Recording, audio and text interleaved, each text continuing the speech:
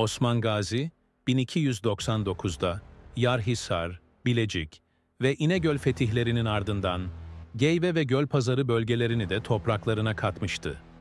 Osman Gazi artık bir beylik olmadığını ilan etmiş ve kendi adına hutbe okutarak devletini cümle cihana ilan etmişti. Bu ilanın ardından Osman Gazi hiç ara vermeden fetihlere devam etmiş ve gözünü İznik'e dikmişti. Zira İznik valisi kendi halkına zulmediyordu. Osmanlı idaresinde dinlerini özgürce yaşayabileceklerini bilen İznik halkı, Osman Gazi'nin İznik'i alması için sabırsızlıkla bekliyordu. Osman Gazi İznik'i kuşatmak için öncelikle İznik'in yakınlarında yer alan Köprühisar ve Yenişehir'e yöneldi. 1300'lü yıllarda ilk önce Köprühisar'ı zapt eden Osmanlılar, hemen ardından akşam saatlerinde Yenişehir'i kuşattı.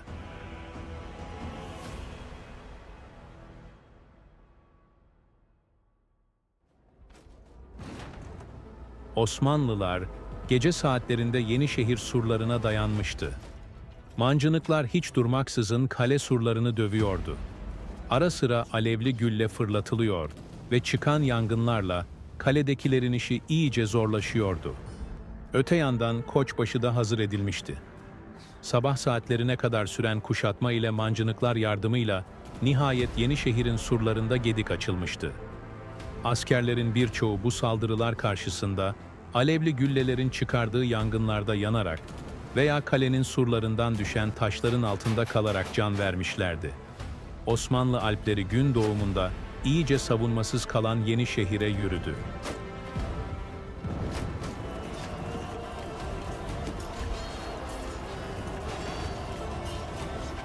Hem kale surlarında gedik açılmış hem de Koçbaşı ile kalenin kapısına dayanmışlardı. Neticede Osmanlılar çok geçmeden kaleyi ele geçirdiler. Zafer hiç şüphesiz Osmanlıların olmuştu. Yenişehir gayrı Osmanlı mülküydü. Zira Yenişehir hem Bursa ve çevresinin hem de İznik Ovası'nın kapılarını aralayan önemli bir fetihti.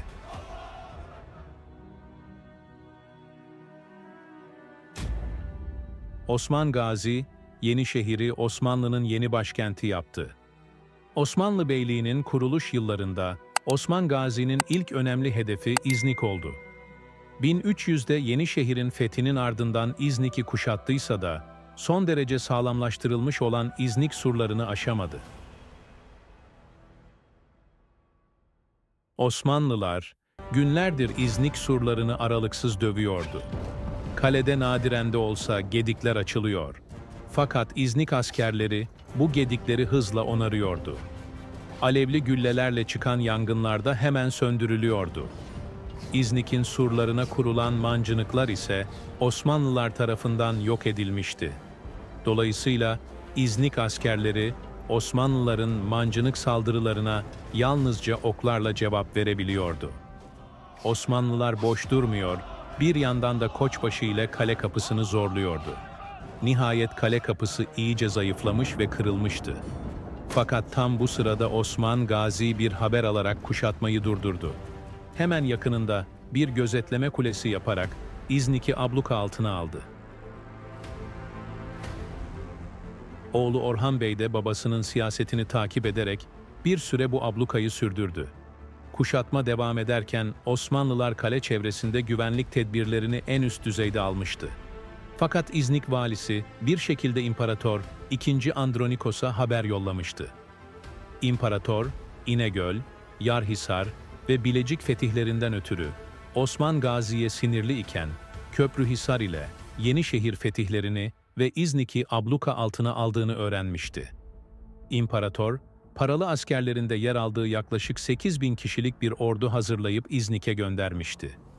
Bununla birlikte Bursa ve çevresindeki tekfurlara da birleşme emri vermiş ve onları da Osman Gazi'nin üzerine salmıştı. Osman Gazi casusları sayesinde bu hazırlıklardan haberdar olmuştu. Bu hazırlıklar karşısında zor duruma düşen Osman Gazi İznik kuşatmasını kaldırmak zorunda kaldı ve Yenişehir'e çekildi. Çevre tekfurları birleşmiş ve ordularıyla Yenişehir'e yürümekteydi. Osman Gazi, ordusu ile birlikte başlarında Muzalon isimli komutanın bulunduğu Bizans ordusunu karşılamak üzere yola çıktı. Koyunhisar mevkisinde karşılaşan iki ordu, gece saatlerinde başlayan çok şiddetli bir savaşa tutuştu.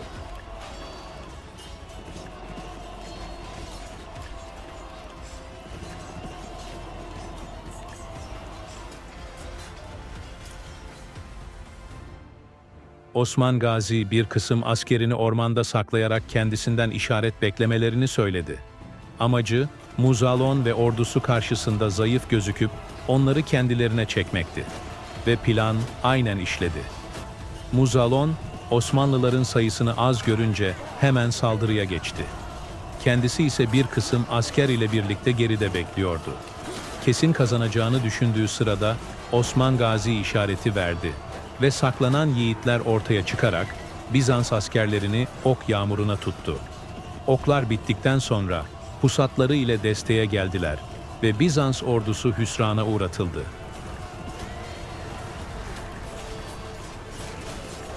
Komutan Muzalon, bir kısım askeri ile birlikte savaş meydanından kaçtı. Zafer Osmanlılarındı.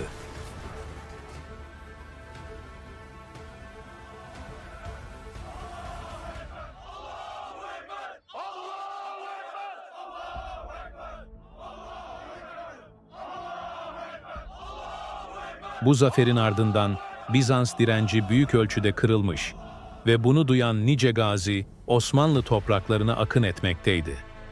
Kısa sürede farklı bölgelerden, farklı beyliklerden birçok yiğit Osmanlı emrine girmişti. Osman Gazi ise bu durum karşısında çok sevinmiş hem de gururlanmıştı ve artık gözünü Bursa'ya dikmişti.